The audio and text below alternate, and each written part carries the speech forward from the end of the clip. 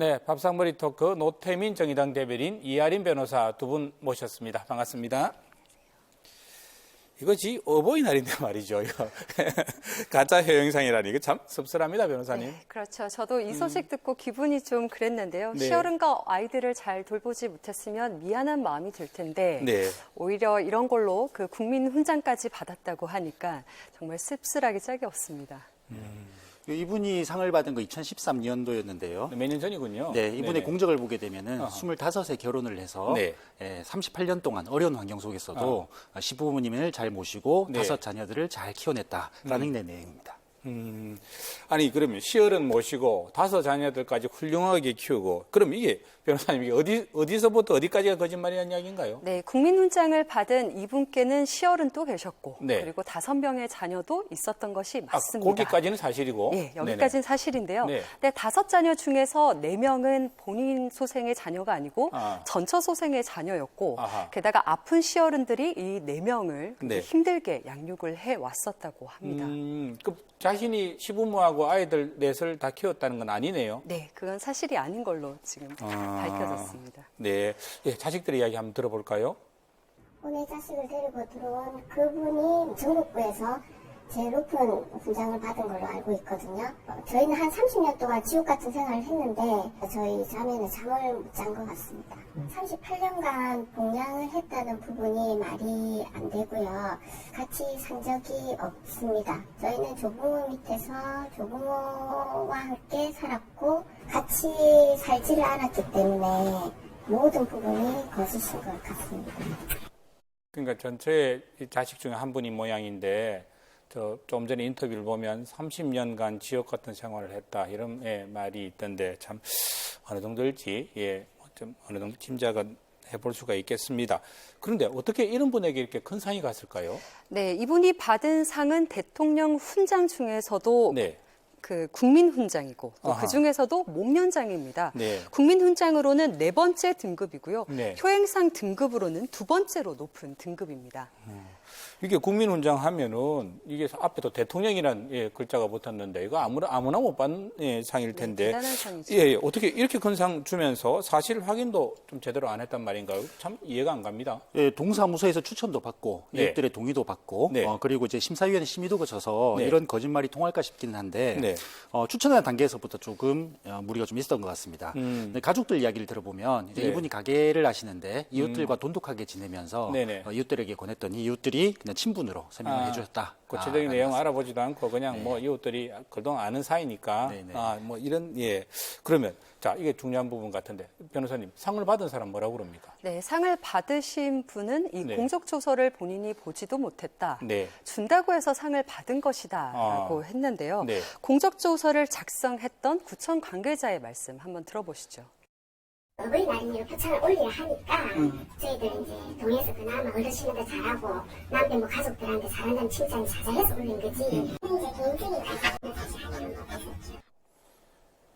그럼 뭐 서로가 서로에게 책임을 떠넘기는 형국인데 또 하나 이대목에서 궁금한 거 그러면 요즘 2013년이면 여러 해가 지났는데 이제 와서 지금 상이 취소된 게 그것도 궁금해집니다. 그 따님이 문제 제기를 했는데요. 네. 같이 살지 않았기 때문에 2013년도에 수상을 할 때는 상을 네. 받은 사실조차 모르고 있었다고 합니다. 전처 자식들 4사람은 상 받을 당시에는 받은지도 몰랐네요. 몰랐다고 하는데 작년에 알게 돼서 최초에 그 추천을 했었던 구청 관계자에게 찾아갔더니 네. 뭐 절차가 없다. 뭐 하려면은 법적으로 하라라고 네. 했다고 하고요. 그리고 이 따님의 방문 이후에 구청 그 관계자께서는 네. 이분께 따로 또 연락을 해서 자녀들을 좀 잘 다독여 달라라는 뭐 이거 말을 하게 됐다고 유황준상 합니다. 어떡하겠나 좀 덮자 뭐 이런 이야기가 아니었을까 싶은데 예, 결국 그래서 보건복지부와 신문고 등을 통해서 이제 청원이 들어갔고요. 그래서 청원 끝에 상이 취소되고 세상에 알려지게 됐는데 이제 자매들 이야기를 한번 들어보겠습니다.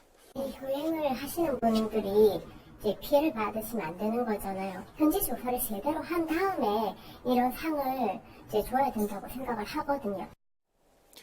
얼마 전에 저희들이 이 소식 전한 바 있죠. 경남 합천에서 시어머니에게 자신의 간을 이식해준 며느리 이야기도 소개한 바 있습니다. 이런 훌륭한 그 효자, 효녀, 효부들 우리 주변에 참 많은데 이런 분들 찾으면 될 텐데 이 효라는 이름이 퇴색하지 않도록 행정기관이 좀 더 꼼꼼해졌으면 좋겠다라는 생각 해보게 되네요.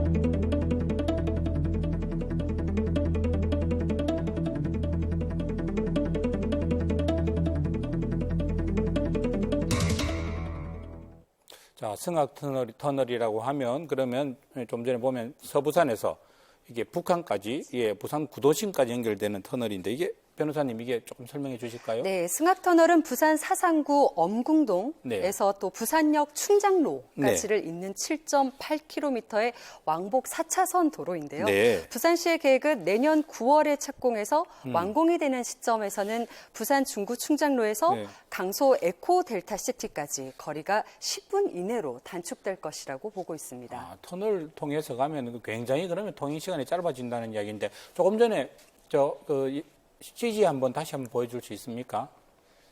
네, 저기 보면 그러면 부산항에서 바로 부산은 구도심에서 엄궁대를 거쳐서 강서로 바로 갈 수 있는 게 지금 승악터널이 생기면 가능해지는 거고, 그리고 광안대교에서 부산항대교, 남항대교, 천마살 터널을 거쳐서도 갈 수 있는 또 길이 또 있고 두 갈래 길이 만들어지는 셈인데, 그럼 구체적으로 이게 부산시가 계획을 하고 있는 건가요?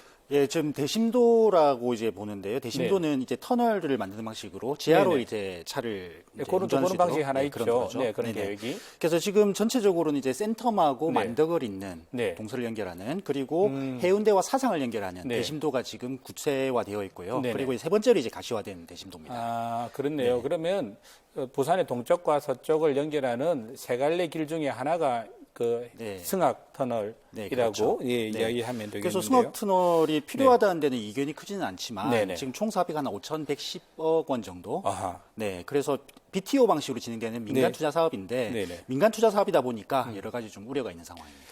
사업비가 5천억이 넘는다고 하는데 이게 전액은 아닐 텐데 이게 또 어떻게 변호사님 왜 문제가 되고 있는 건가요? 네, 일단 건설사에서는 부산시에다가 이런 건설 제안을 했고요. 또 부산시는 기획재정부에 심의 신청을 했습니다.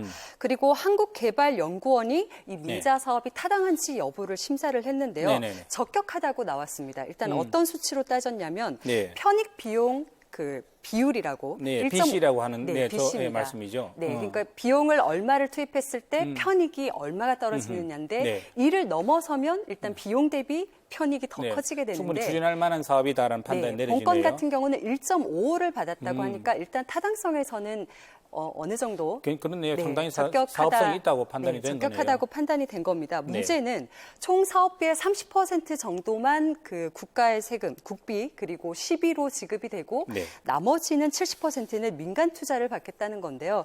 그래서 또 민자도로냐? 민자도로가 생기면 또 다른 문제점이 있지 않느냐. 그래서 문제가 되고 있습니다. 그래서 민간 투자 사업을 하기 위해서는 시의회 동의를 받는 절차가 필요합니다. 그래서 이거를 사업을 공고를 하기 전에 의회의 동의를 받기 위해서 시의회에 승악터널 민간 투자 사업 채택 동의안을 제출을 했는데요, 최근에요. 그 동의안이 제출이 되자 부산 경실련에서 이 상정된 채택 동의안이 문제가 있다라고 하면서 입장문을 발표를 했습니다. 경실련이 지적한 내용은 승악터널이 비용 대비 편익이 1.5로 꽤 높은데 정부 재정을 확보해서 이것을 사업을 진행하려고 노력하지 않고 왜 민자로 충당해서 시민들에게 부담을 주려 하느냐. 결국 민간 자본이 들어오게 되면 그만큼 통행료를 높여서 그걸 또 민간 기업한테 돌려줘야 되는 상황이 만들어진다는 거죠. 네, 그렇죠. 광안대교로 실제로 한 광안대교가 2배 정도 되는 1,800원을 이제 시민들한테 걷어야 되는 거거든요. 아, 소형차 기준으로 해서요? 그렇죠.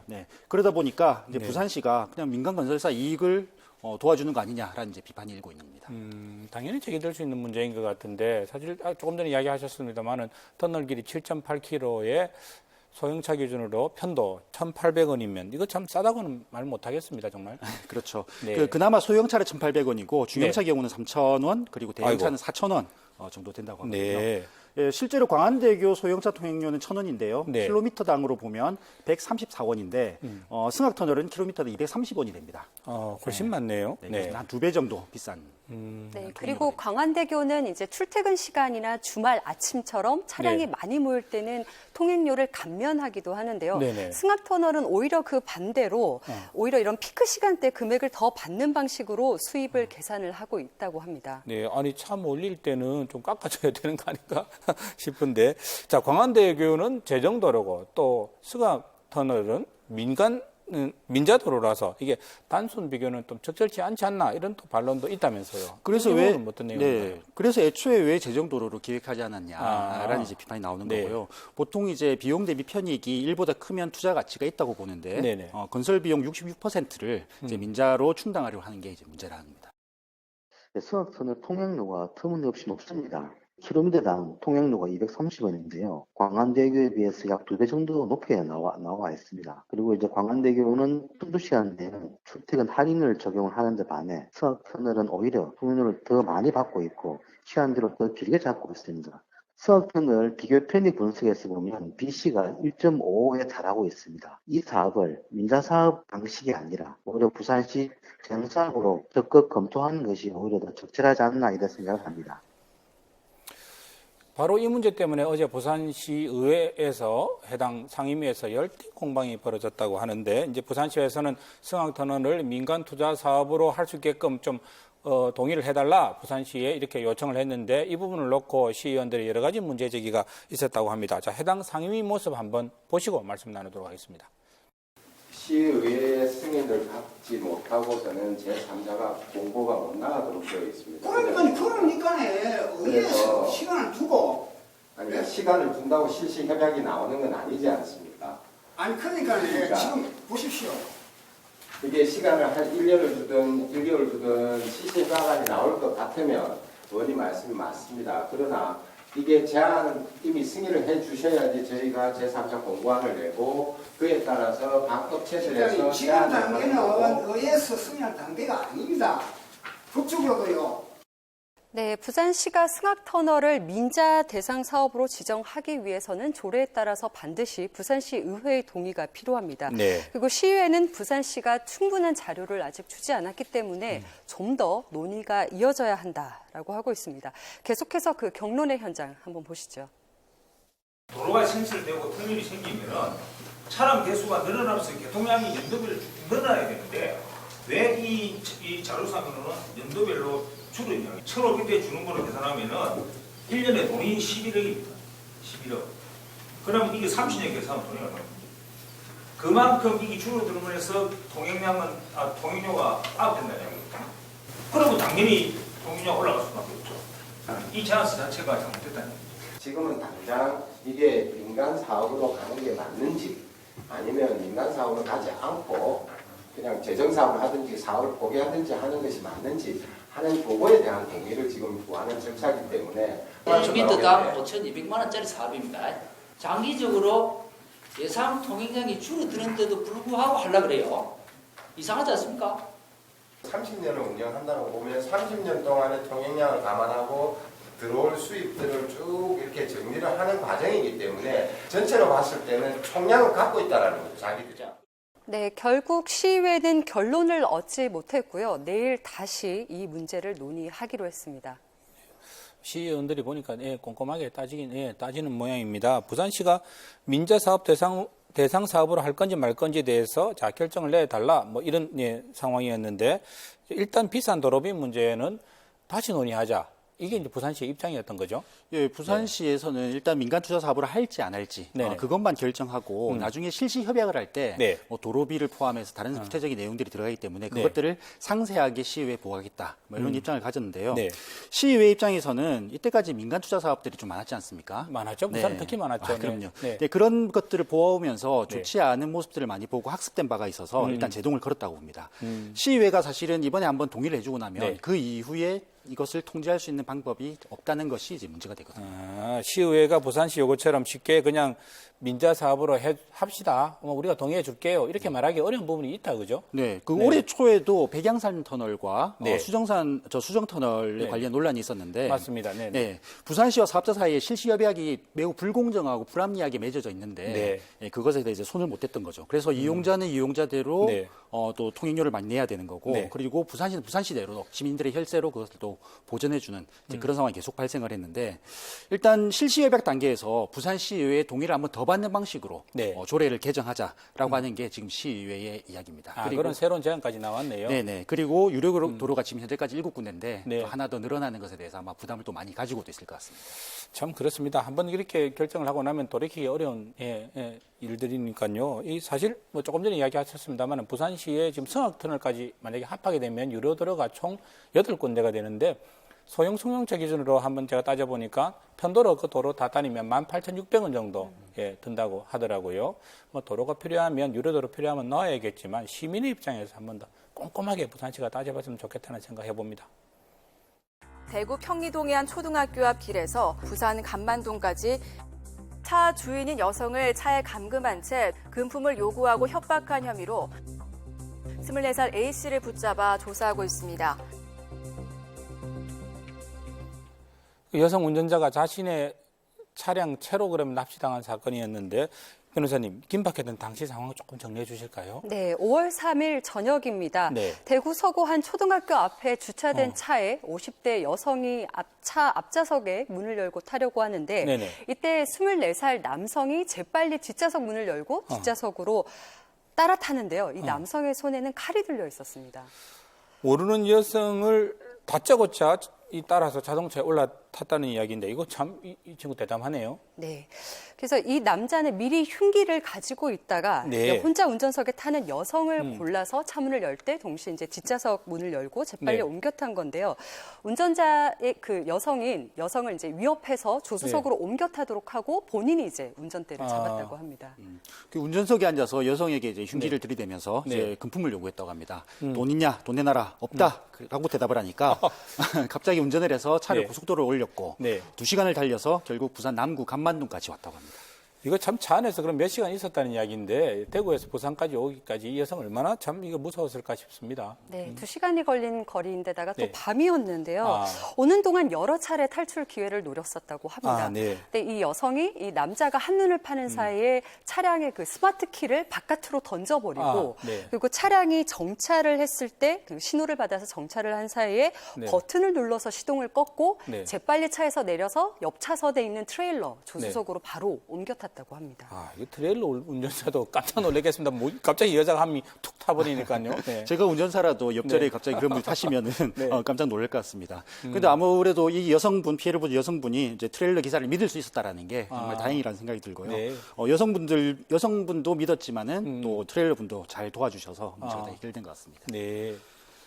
간만 사거리에서 신호 대기 중에 시도를 끄고 바로 탈출하여 뒤에 있던 그 덤프트럭 기사에게 112 신고를 하게 됐는데 그 당시 용의자는 자포자기로서 어차피 그 도망가더라도 체포될 것이라는 것을 느껴 그 자리에서 체포된 것으로 알고 있습니다. 신고받고 출동한 경찰이 현장에 도착할 때까지 그 범인 꼼짝없이 차 안에 그냥 기다리고 있었다면서요. 시동이 걸려 있는 상태면은 스마트 키가 없더라고 하더라도 주행이 가능하거든요. 그런데 시동이 꺼져 있고 또 스마트 키는 없기 때문에 차가 움직이지 않았던 거죠. 그 피해자분이 경황이 없었을 텐데 도망치면서 시동을 끄고 도망간 게 정말 신의 한 수였다는 생각이 들고요. 그리고 범인은 부산 지리도 잘 몰랐기 때문에 꼼짝을 못 하고 있었던 것 같습니다. 부산에 왜 갔다는지 그것도 웃깁니다. 그런데 그 사람 도대체 왜 그랬다고 그럽니까, 변호사님? 결국은 돈 때문이라고 하는데요. 잠깐 일을 하다가 또 쉬기도 하고 또 빚도 지기도 하고 하니까 이렇게 대범하게도 차량을 이용한 강도 행각을 생각을 한 겁니다. 그 용의자는 그 20대 초반 그 무직으로서 평소에 이 도박 사이트에 들어가지고 1,600만 상당을 그 탕진하게 됐습니다. 그 빚을 갚기 위하여 그 범행을 저지르게 됐는데 특수 강도 미수 및 강금죄로 구속영장이 발부되었습니다. 네, 흉기를 휴대하고 절도를 하려고 했기 때문에 특수 강도에 해당하고요. 네. 형법에서는 이 특수 강도를 무기 또는 5년 이상의 징역에 처하도록 하고 있습니다. 또 칼을 들고 차량에서 내리지 못하게 했기 때문에 특수 감금죄도 성립이 됩니다. 이 친구 엄하게 처벌받겠네요. 네. 예, 사실 밤 외진 곳 또 여성 이럴 경우에는 차 타기 전에 한번 주위를 둘러보는 필요도 있겠다 싶습니다. 무엇보다도 호랑이한테 물려가도 정신만 바짝 차리면 살 수 있지 않은 그런 속담이 딱 이 여성분한테 적합한 경우가 아니었나 싶습니다. 용감한 여성이셨어요. 신발 밑창을 경찰이 확인하자 외화 돈뭉치가 쏟아져 나옵니다. 허벅지와 신체 곳곳에는 수억 원에 달하는 외화 돈다발이 숨겨져 있었습니다.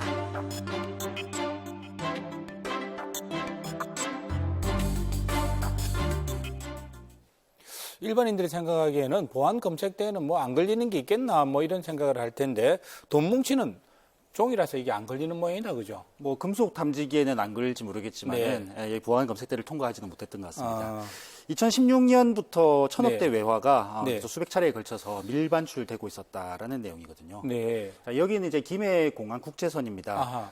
필리핀행 비행기를 타려는 남자가 금속 네. 탐지기를 통과를 하는데 네. 무사 통과하나 싶었는데 신발 밑창에서 돈뭉치가 나옵니다. 아, 그 남자 신발이네요. 네네. 그리고 다음은 여성용 보정 속옷을 입은 남성인데 아주 남자네요. 네, 근육을 만들고 싶었는지 속옷에서 두툼한 돈다발이 툭툭 나옵니다. 예. 뭡니까 이거? 아니, 이거 쳤네요. 아, 그런데 이게 어떻게 이게 이제 와서 이게 변호사님 적발이 됐을까요? 네, 해외로 $10,000 이상의 외화를 가지고 가려면 세관에 반드시 신고를 해야 되는데 그렇지 않으면 처벌받게 되는 거죠, 그죠? 네, 운반책들은 네. 별도의 신고 없이 자신의 몸에 붙이는 방법으로 외화를 밀반출하려고 한 겁니다. 그리고 보안 검색 때는 금속 탐지기, 금속만 네. 탐지하기 때문에 화폐, 종이인 이 화폐가 탐지가 되지 않은 건데요. 네. 근데 최근 경찰이 범행 정보를 입수를 했고 수사 끝에 국내 총책과 운반책 총 네. 28명을 검거를 했고 또 해외 총책 3명에 대해서도 지명수배를 내렸습니다.